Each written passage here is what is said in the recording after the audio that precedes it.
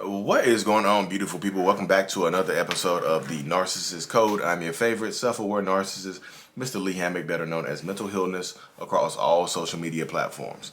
If this is your first time seeing my face or hearing my voice, I'm a diagnosed narcissist, and I use my platform on social media to raise awareness for NPD, get more people into therapy, like myself, and also validate the victims and survivors of said disorder. Today's episode is going to be about how sometimes a narcissist won't let you go, even after they move on to somebody else, even after you've moved on to somebody else. I've said this before in a lot of videos, but a lot of times narcissists see their significant others or other people close to them in their lives as property. They think that they own you, like you belong to them. You know what I mean? So if you belong to them, then, even if you decide to move on, even if they discard you, like let's say a narcissist discards you for somebody else. And like, let's say you're married to, this is a better example right here. Let's say that you are married to a narcissist, right? They leave you for somebody else. They are with somebody else completely. They live with somebody else. They started a whole new life with somebody else, but they refuse to divorce you. They don't want to let you go, even though they're with somebody else. I see this all the time. I hear this all the time. And people are like, why won't they divorce me? Why won't they divorce me? They're with somebody else right now, but they won't sign the divorce papers. One reason is because, as I said earlier, because they think they own you. You belong to them. To death do you part. And you're not dead, are you? You're just not together. And another reason is because it gives them the ability to be non-committal, not completely non-committal to the next person. And they can use that as a tool to turn the next person against you as well, to turn the new supply against you, to triangulate the new supply against you. So you have a new enemy, regardless. You don't know them, you've never met them, but you have an enemy. Hey, they can go tell the new supply, say, hey, why, like, you want to get, like, can we get married or whatever? You want to get, like, can we get married? Like, no, we can't get married because, my ex, they won't sign the damn divorce paper, so I'm still legally married. I can't get married to two people because they'll be bigamy and I go to jail. And I love you, but if we can somehow get them to sign a divorce paper, we can get married tomorrow. I love you, I'll marry you tomorrow. But the whole time, the actual truth of the matter is that they actually don't want to sign the divorce papers. But they convince you, or the new supply, that you are the old supply, or the ex, is the problem. So you turn on them. So the new supply turns on the old supply.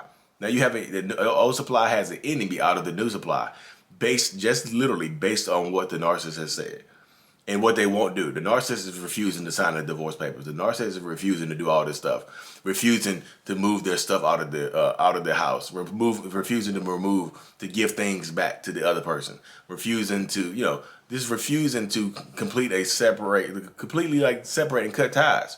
The narcissist is doing that to be non-committal to the next person and also get the next person on their side. They might not ever divorce you. I've heard people being legally separated for years, and that toxic person won't sign the divorce papers, even though they have a whole new family with a new person. They're still legally married to somebody else, but they are in a relationship, bought a house, living with somebody else, got kids with somebody else, but will refuse to sign the divorce papers. And the new supply thinks that the old supply is the issue.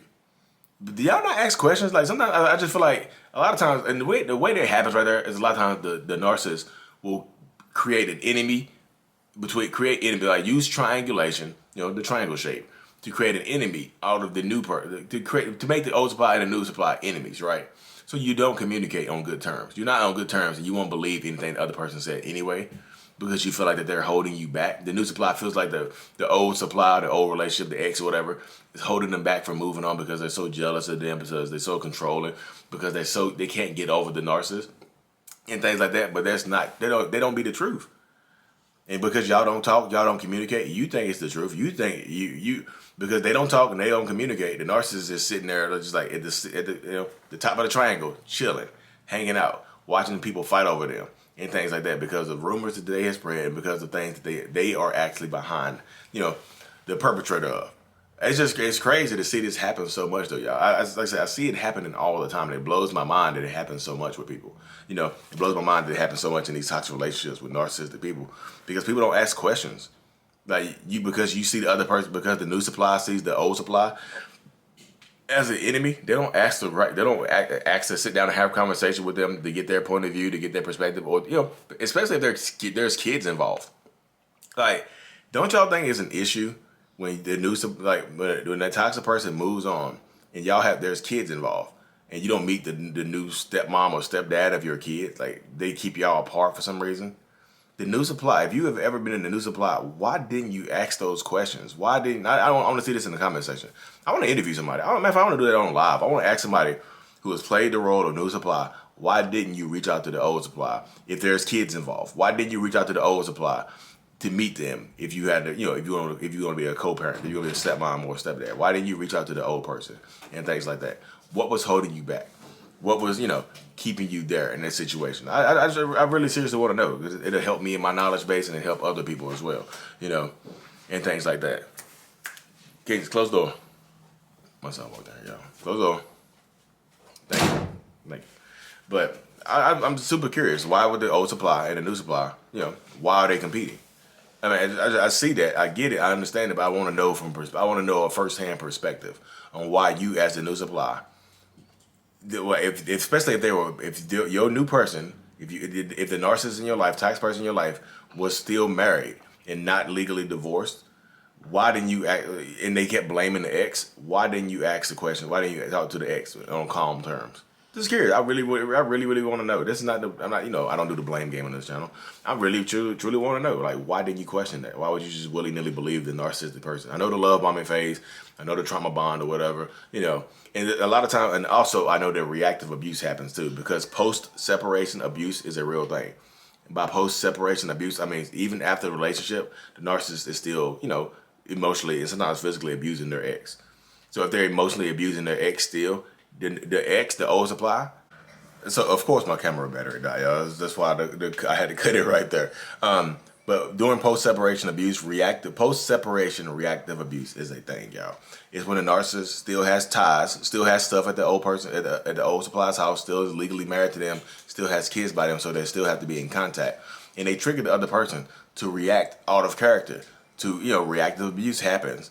And then when they, like I said, that's why when the old supply reacts negatively, when they react out of character, the new supply sometimes sees that as a reaction. They don't see what triggered it. They just see the reaction, the reactive abuse. They just see the old supply acting out of character, yelling, screaming, sending hateful messages and things like that. They don't see what happened, what caused it. They don't see that toxic person caused it.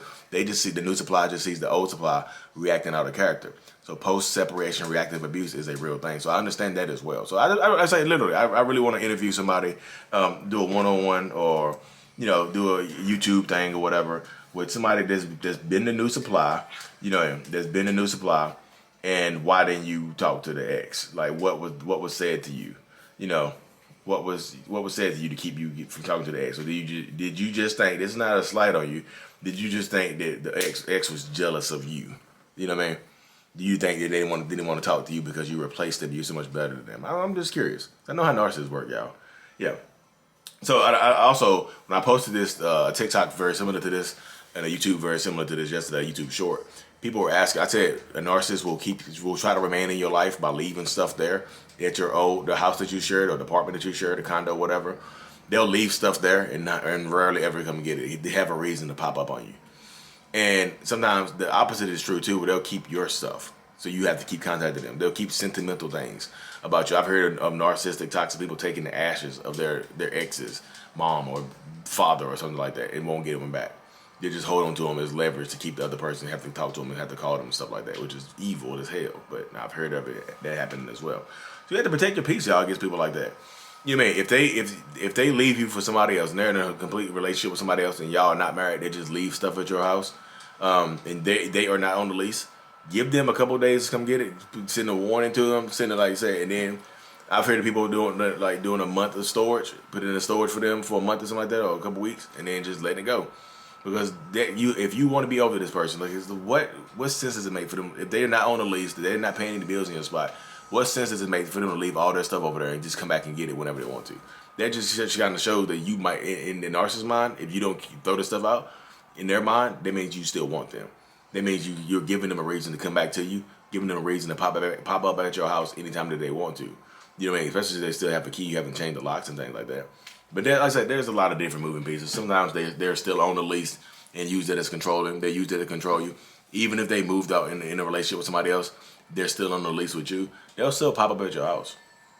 You ain't. They'll still pop up at your house, so make sure you're not moving on your. Make sure you don't have anybody else in their house, in their spot, and that's to keep you as a backup supply. You don't want to be the backup supply. And let's say you don't want to be the backup supply. You don't want to go from the main person in somebody's life to the side person or the mistress or the male mistress. What do you call them? Gigolo, not gigolo, something. Whatever you call the male mistress. I still didn't look that up. I know I said something very similar to that before. I still didn't look up what a male mistress was. Somebody said it was a Sancho. Is it a Sancho? Sancho? Somebody said it, something like that. But yeah, sometimes they won't even let you go, y'all. So you have to let yourself go, take your power back, and protect your peace. Because I know some states, if they keep not showing up to the divorce proceedings, it's like uncontested or whatever, or they just forfeit. Look up the local laws in your state if they won't legally divorce you because they're with somebody else. I don't know if you can file for divorce on abandonment. I think you can do that in Virginia or North Carolina, something like that. You can file for abandonment and things like that, and you can force a divorce. Just talk to attorneys and things like that. Yeah, I don't know what state you're in, or country, or what continent or whatever you're in, but protect your peace, y'all. Protect your mental health and things like that because you deserve it. Yeah, but I can say that all I want to, but you have to actually believe it. Anyway, y'all, today's Monday. Tomorrow starts my live everyday thing. Yeah, I might go live tonight on one of my platforms. So if you haven't followed me yet, I might go live on TikTok for a little bit. Thank y'all for tuning in. Really, truly appreciate every single one of y'all. Mental illness is out. Peace.